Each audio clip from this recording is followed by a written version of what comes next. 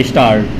सभापति महोदय, ये शब्द मेरे नहीं हैं बल्कि राष्ट्रपिता के हैं। जो लोग आज सरकार में बैठे हुए हैं, क्या वे अपने दिल में सोचेंगे कि यह देशद्रोह शब्द बालकों को अंग्रेजी पढ़ाने के लिए राष्ट्रपिता का कहा हुआ है।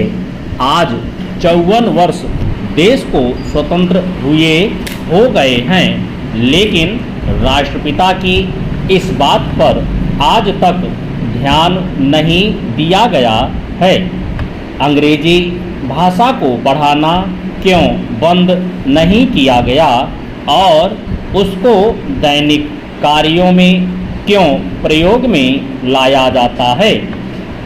मैं इस बात को कई बार इस सदन में कह चुका हूँ और मैंने इस विधान परिषद की नियमावली में 1 वर्ष पहले एक संशोधन भी रखा था, लेकिन मेरा दुर्भाग्य है कि वह संशोधन वर्ष भर से इस सदन में प्रस्तुत नहीं हो सका।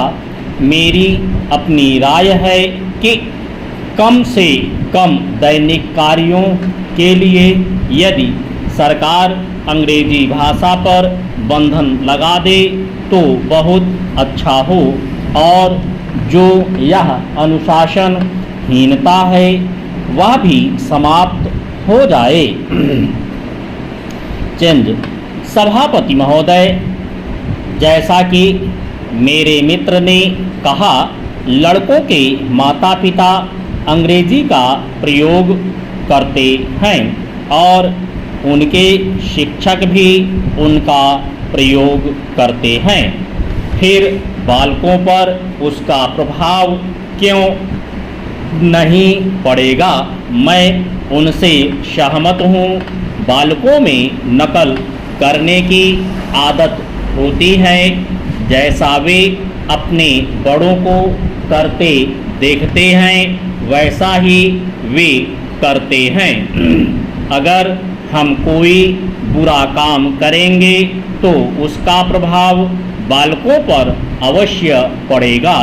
आप देखेंगे कि जिस मनोवृत्ति के माता पिता और शिक्षक होते हैं उसी प्रकार के बालक भी होते हैं। हम दूसरों को तो परामर्श दे देते हैं, लेकिन स्वयं उसका अनुपालन नहीं करते। इसके साथ ही साथ हमको शिक्षा प्रणाली की ओर भी ध्यान देना है।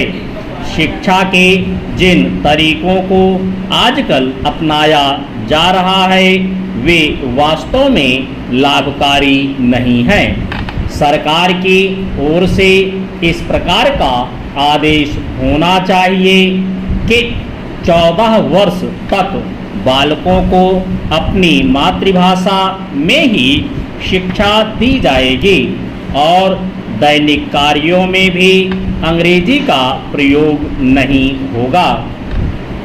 इस प्रस्ताव में अनेक महत्वपूर्ण बातों की ओर ध्यान दिलाया गया है।